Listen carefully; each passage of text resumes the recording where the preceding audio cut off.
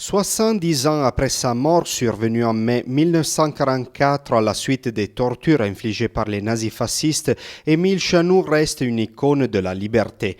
Acteur politique de premier plan et pionnier de la réflexion contemporaine sur les thèmes du fédéralisme, des minorités et de l'Europe, il a marqué son époque et continue à nous inspirer à travers l'actualité de ses écrits. La fondation qui porte son nom a présenté au public, au Palais régional d'Ost, la bibliographie en ligne de Chanoux, un instrument qui sera désormais à la disposition du public et des chercheurs.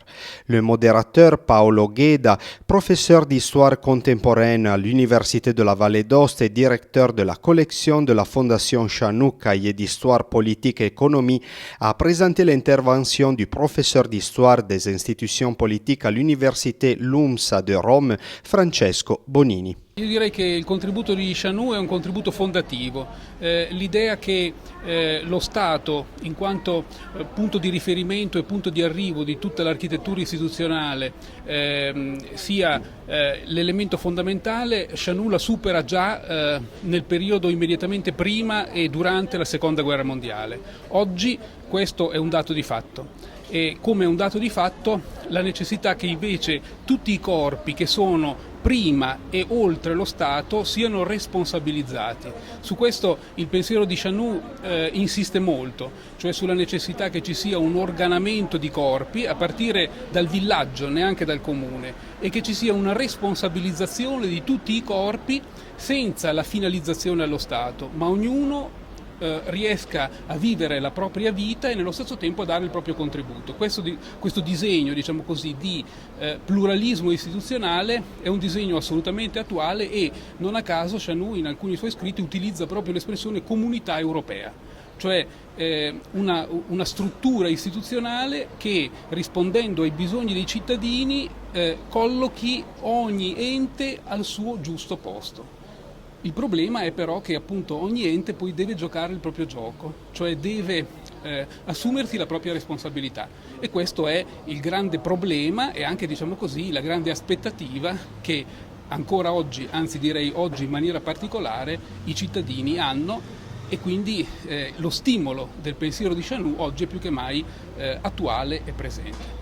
Alessandro Celi, président de la Fondation Chanoux, a illustré les grands volets de la bibliographie en ligne d'Émile Chanoux qui pourra être consultée sur le site de la Fondation. L'idée est celle de mettre à disposition du grand public, du public de la toile, un site qui présente la bibliographie concernant Chanoux et mise à jour, et surtout mise à jour après jour, c'est-à-dire un site ouvert qui puisse être augmenté par de nouvelles acquisitions, et avec la bibliographie, donc les indications pour aller chercher dans les bibliothèques qu'est-ce qu'on a écrit concernant Chanoux, aussi mettre à disposition un regard critique sur sa vie. Donc il y aura des documents d'archives, des archives qu'on est en train, en tant que Fondation Chanoux, de couvrir un peu, je ne dis pas un peu partout, mais pas seulement en Vallée d'Ost, afin que la plupart des gens, et surtout les chercheurs, puissent se confronter avec un outil ouvert pour réouvrir le débat sur ce personnage qui reste fondamental dans l'histoire valdotaine. Selon Étienne Andrione, secrétaire général de la Fondation Chanoux, le site de la Fondation s'apprête à devenir une référence incontournable pour toute recherche sur ce sujet. Et le fait d'être en ligne comporte plusieurs avantages. Par définition, sur un site numérique, vous pourrez toujours ajouter quelque chose. Donc ce n'est pas une publication qui épuise en quelque sorte son sens au moment même où elle est publiée. On espère évidemment de continuer d'ajouter des choses.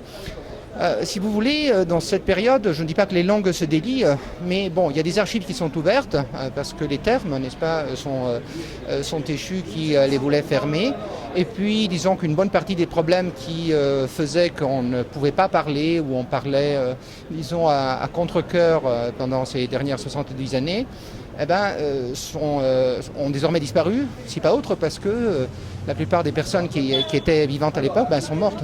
Donc on peut finalement, quelque part, ouvrir des fenêtres au grand air et faire finalement un peu de clarté sur ce qui s'est passé. Cette bibliographie en ligne s'inscrit dans une pluralité d'actions menées par la Fondation au cours des dernières années et programmée pour un futur prochain, souvent en collaboration avec des partenaires comme l'Université de la Vallée d'Aoste. Les livres et les recherches de la Fondation apportent une contribution fondamentale au débat. La Fondation est en train de publier depuis, disons, 2 années, au mois de juin, une collane de livres qui veut porter les thèmes de la Vallée d'Aoste à disposition du grand public. Et pour cela, on a choisi une collaboration avec un enseignant de l'Université de la Vallée d'Aoste, le professeur Gueda, qui est le directeur de la collane. Et en même temps, disons, attirer des chercheurs hors du Val d'Aoste sur les thèmes du Val d'Aoste parce qu'on pense qu'ils méritent cette attention. Pour ce qui est de notre recherche, le grand volet, ce sont les archives. On est en train de découvrir toute une série de fonds dans des différentes archives et privées et publiques qui méritent une nouvelle attention pour je peux le dire, donner un regard nouvel et des nouvelles perspectives de recherche au sujet même d'Émile Chanoux.